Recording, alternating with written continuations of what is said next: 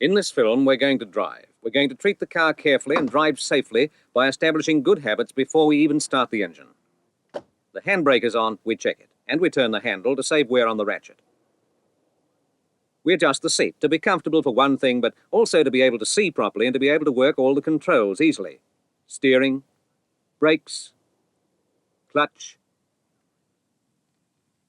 accelerator, ignition and light switches, wiper and other controls. We can see the road ahead clearly. Side vision is good. We check and, if necessary, adjust the rear vision mirrors.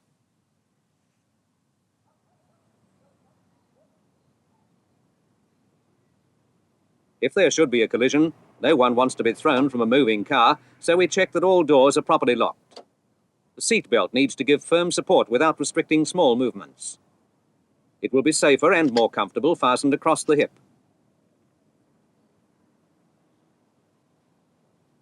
The correct driving position is one which can be maintained for long periods at a time without sliding or rolling when the car is moving. Instruments and controls in other makes of cars may look different and feel different, so before driving an unfamiliar car, we always sort out how the controls work and feel, checking out with the manufacturer's handbook if necessary. We're ready to start the engine, so we first make sure that the gear lever is in neutral and the handbrake is on. Now the car won't move unexpectedly. If the engine is cold, we pull out the choke to make it easier to start. We switch on the ignition. We have a look at the instrument panel. There is enough fuel. Oil light is working, ignition light is working. The temperature gauge won't, of course, give a reading until the engine warms up. Right, we start the engine. We hear it and immediately release the starter switch. If the engine then stalls, we wait until it stops completely before trying again.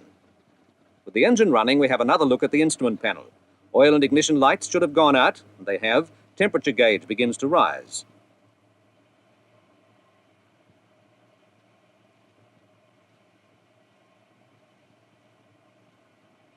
And as the engine warms up, we can push the choke in. If anything looks wrong, we switch off immediately. Some people can check the running of the engine by listening to it, but this comes with experience. We'll switch off and run quickly through the drill again. Gear lever in neutral. Handbrake on. If the engine is cold, set the choke.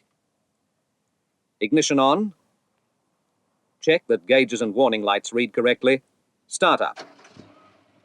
It's bad to rev a cold engine, so we let it run at a fast idle to warm up. As soon as the engine is warm, we push the choke in.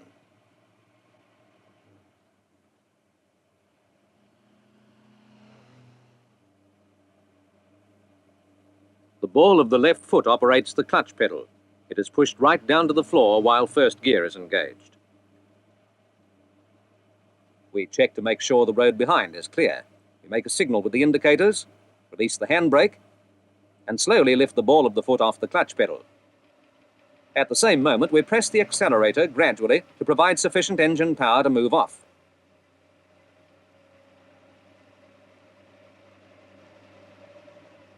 At very low speeds, the clutch can be eased in and out to control speed. But we must emphasize, this method is only used at very low speeds. Smooth acceleration is achieved by placing the right foot on the pedal in the same way as the left is placed on the clutch.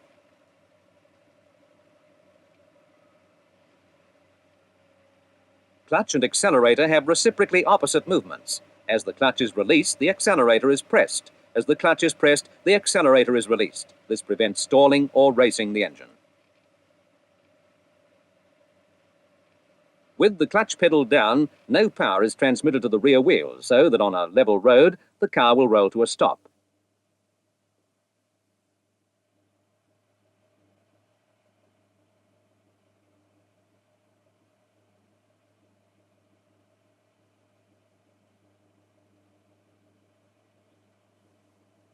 We move off again, releasing the clutch, hesitating briefly as the car begins to move, then releasing the clutch all the way. Once it is fully disengaged, the foot is removed completely from the pedal. We stop the car again, this time using the foot brake. We make sure that the road behind is clear and give a signal if required. At very low speeds in first gear, the clutch can be pressed before the brake pedal is applied. As we shall not move off again immediately, the handbrake is applied, the gear lever is moved to neutral, and the feet can be taken off the clutch and brake pedals. We go through the routine again. Clutch, gear, check behind, signal, handbrake.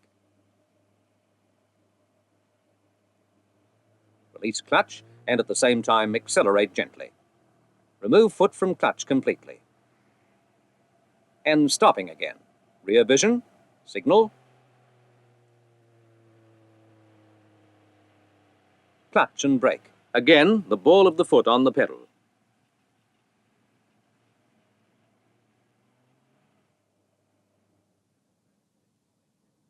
Several practice sessions may be necessary before a new driver feels thoroughly confident about clutch and accelerator control. Each session should begin with the full routine of checking, as we have seen.